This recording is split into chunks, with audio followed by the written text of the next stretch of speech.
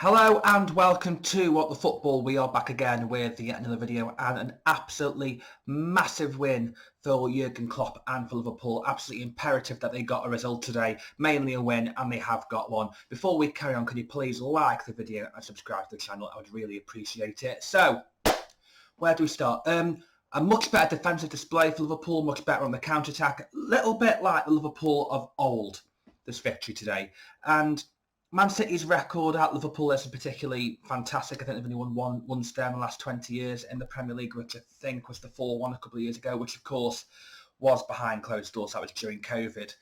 And I'm going to just say this right now. I actually thought Liverpool would win today. I remember a few years ago under Sir Alex Ferguson for Manchester United, they'd lost 4-1 away at Middlesbrough, 1-0 away at Lille, and that was the same week when Roy Keane came out with his explosive rant on MUTV, or the one that was never broadcast. United's next game was against Chelsea, who went on this 40-game unbeaten run under Jose Mourinho. And United won 1-0 down. Fletcher scored a looping header, and that pretty much kick-started United's season from then on. And actually kick-started their next wave. They kind of went through a transitional period around this time, and I feel that was a massive result for Manchester United because it kick-started the next era for Sir Alex Ferguson and Manchester United. There was a lot of doubts about Sir Alex Ferguson, whether he would keep his job by the end of that season, but United finished second and won the League Cup. Not a massive season, but as United fan, I'd probably take that this season, to be fair. And is this the start of Liverpool's renaissance this season? Is this the start of them kicking into gear and maybe pushing City? I personally don't think it is. I don't think they are the main rivals for City. Like I said yesterday, I do think Spurs are the ones. But I do think for Liverpool, they're going through a massive transitional phase at the moment anyway. I think there's going to be a lot of rebuilding in the summer. But I think results like today kind of prove to a lot of Liverpool fans that were doubters, and maybe Liverpool owners as well, that maybe Jurgen Klopp is actually the right man. And there's a lot of people talking about this 7th year thing, the 7-year itch with Jurgen Klopp. We saw it with Mainz. He got Mainz relegated. We saw it with Dortmund. They nearly got relegated. Then he pushed on towards the end of the season, eventually survived and actually got a European place, which shows how massively uncompetitive the Bundesliga was at that particular moment in time.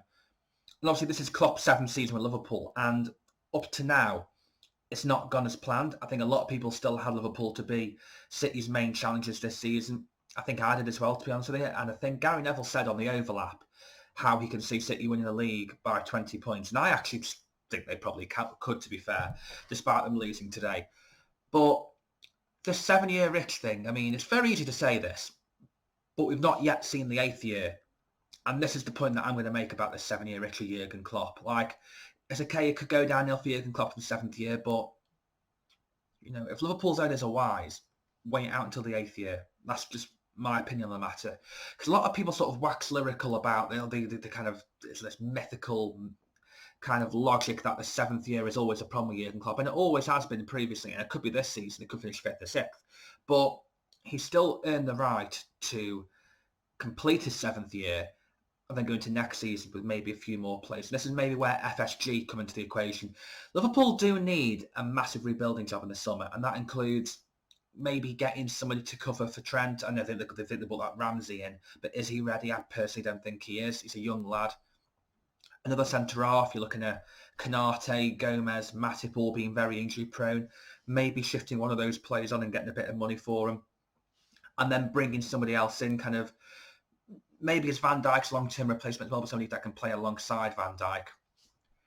You look at the midfield is a big one. The midfield is absolutely imperative that Liverpool get a midfielder or two next season, or maybe even in January. You kind of look at the Arthur deal, and obviously that is going to go down as a flop, although at the same time it's a loan deal, so you know, you send him back, he's forgotten about, end of. But Liverpool do need a midfielder in the summer to cover for Trent on that right-hand side when the opposition's attacking, because let's face it, whenever an opposition side goes to Liverpool, they always attract Trent's side. They need somebody who's with the box-to-box energy to probably help out Trent. And a lot of people are going for Jude Bellingham. I don't think Jude Bellingham will go to Liverpool. I think there are going to be 2 or 3 clubs that are going to be after Jude Bellingham this summer, and I think he'll favour those clubs. I think the club that he's most suited to is Liverpool, but money talks these days, and players don't look at clubs these days and think, I'm going to go there because I fit the team's tactics and system. they go wherever either the money is or whoever's winning trophies, and this moment in time Liverpool currently aren't. I think the player that Liverpool need to look after that position this is a left field shout, but I really like Moses Cascado, I think his name is, at Brighton. I think he's an absolute quality player, and I do think he fits the way Klopp plays. I saw him against Liverpool a couple of weeks ago, and I thought he was one of the best players on the pitch. That's the kind of player that Liverpool need to go for.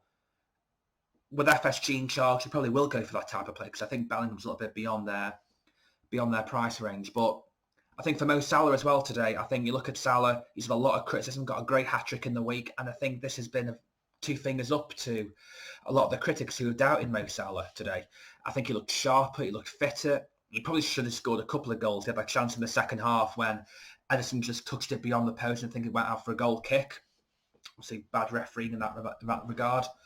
But I think that was a big moment for Salah today, getting that goal. And you look at Luis Diaz on the other side. Darwin Núñez is going to be the most interesting one, because Liverpool still play a lot better with Firmino in the centre or Jota in the centre, because Jota and Firmino like to link up the play, almost like that false nine position which Jesus has been for Arsenal this season, or someone like a Messi was for Barcelona. Obviously not comparing Messi and Firmino, but you get the point.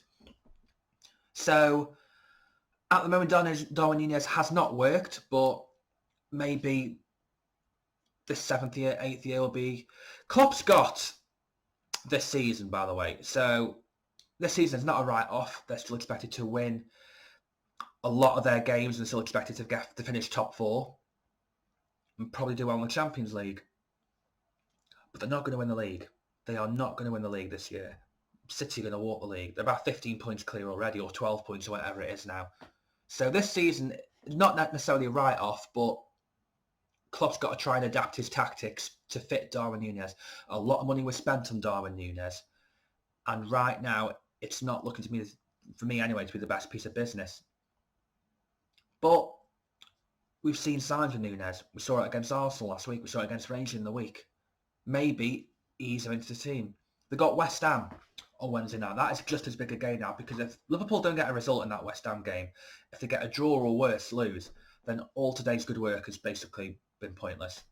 Absolutely pointless, because you beat a team like Manchester City. Not many teams do that. You need to go on a run afterwards to build the momentum, to build on that success. Tactically, they got it spot on today.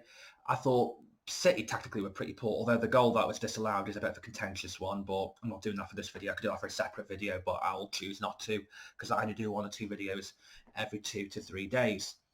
But yeah, I think as a United fan, we all want Klopp to leave. Absolutely. I think Jurgen Klopp's the closest that I've seen to a Sir Alex Ferguson in the way that he galvanises his players. I think he's a fantastic man manager. He gets Liverpool, which a lot of managers have never done. I don't think Brendan Rodgers really got Liverpool. I think Gerard Houllier and Rafa Benitez definitely got Liverpool, but I don't think Brendan Rodgers did, despite having some of the most attractive attacking players the club's ever had. But Jurgen Klopp did what Brendan Rodgers has done far greater.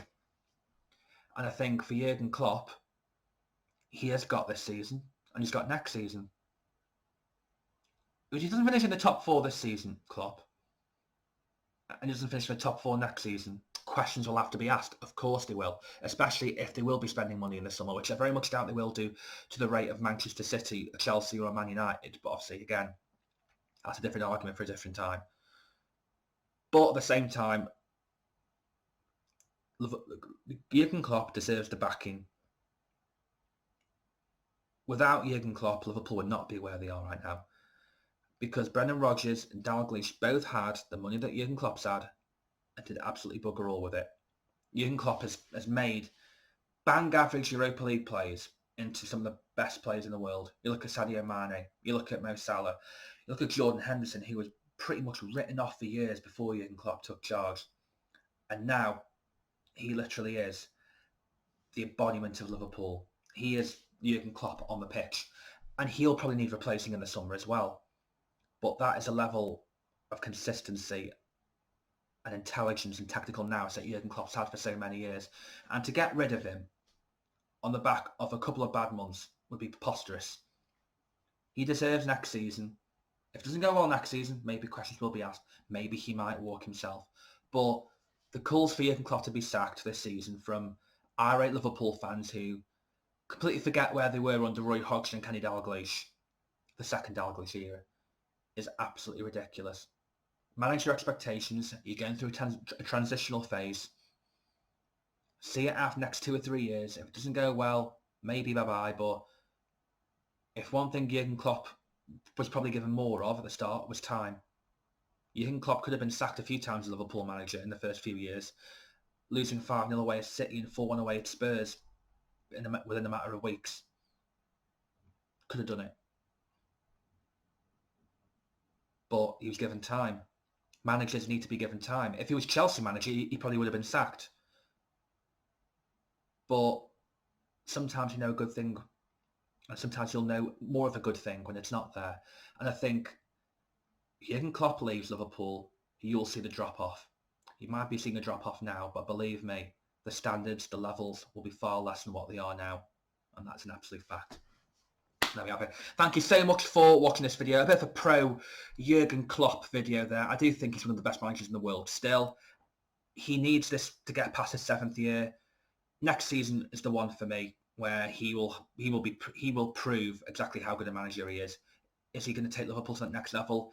He's never quite rebuilt a team before. This is his chance now. Thank you so much for watching this video. Remember, like the video and subscribe to the channel. Take care.